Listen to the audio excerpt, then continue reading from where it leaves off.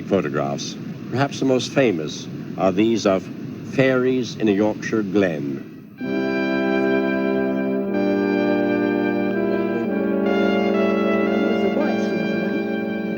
Frances Griffiths has brought her daughter to see the house in Cottingley, where she lived with her cousin Elsie Wright during the First World War. It's a pretty village, and I thought, much nicer. Where's the back?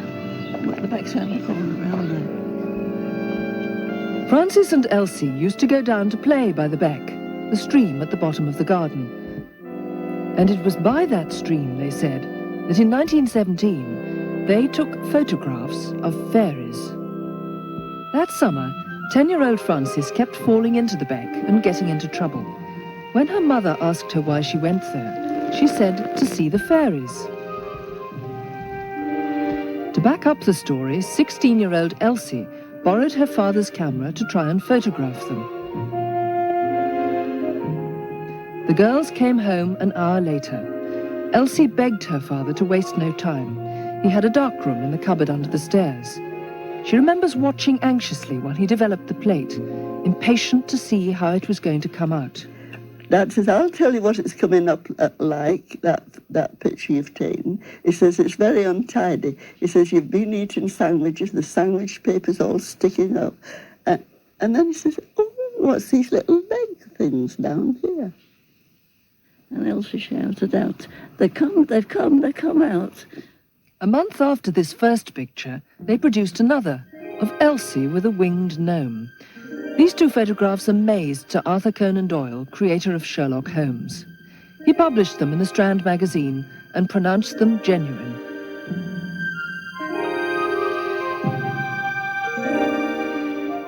The story hit the headlines, and within days went round the world. Though some critics were sceptical, Conan Doyle remained convinced. He arranged for the girls to be given new cameras. They took more pictures. Frances and the leaping fairy, Elsie and the winged fairy offering a posy of flowers, and finally, the fairy bower. For 50 years, they stuck to their story. Did you in any way fabricate those photographs? Of course not. You tell us how she could do it, and we'll tell us. Yeah. And then we'll tell you. Remember, she was 16. I was 10. The case was finally cracked in 1982 with evidence from the Brotherton collection in Leeds University. It holds what are supposed to be the original negatives and prints. But Geoffrey Crawley, editor of the British Journal of Photography, soon realized that the Midge camera which the girls used simply wasn't good enough to have taken the first photograph. In particular, the simple lens could not have produced such a sharp negative. This negative is quite lively. The edges of the fairy figures are quite sharp, and it clearly could not have been produced by that lens in that Midge camera. Crawley reasoned that this cannot have been the original print. Amazingly, he unearthed in Cottingley what he believes is an original print.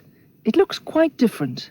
The original print is much softer, exactly the type of, shall we say, less lively image that you would expect from a camera of this type. Consequently, a lot must have gone on between that and that. Crawley believes that the photograph was retouched by an expert. So what you would have to do is, first of all, make yourself a fresh negative of this.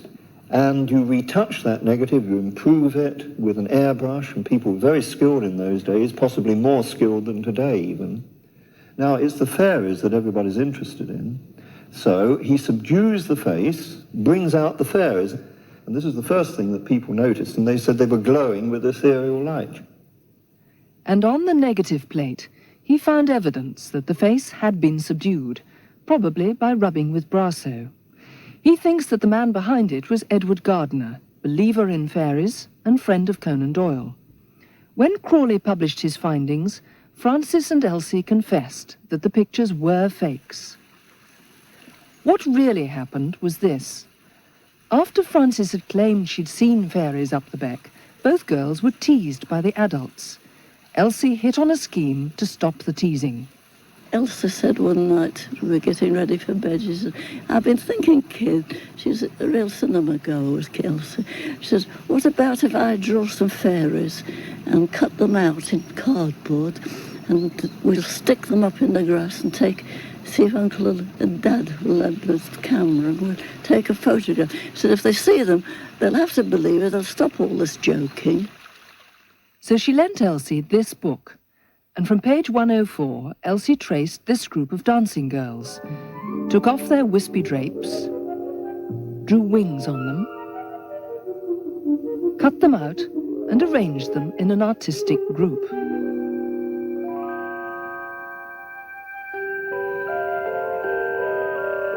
Then she took the photograph.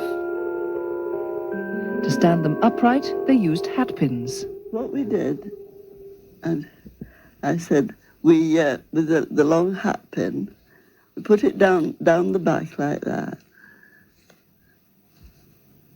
and stuck the tape at the back like that, and then gradually wormed that down. They were longer than that, though. They were about that then, 18 inches at least, and then wormed that down into the earth.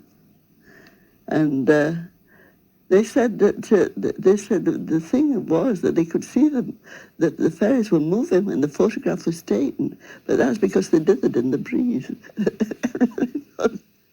I never even thought of it being a fraud.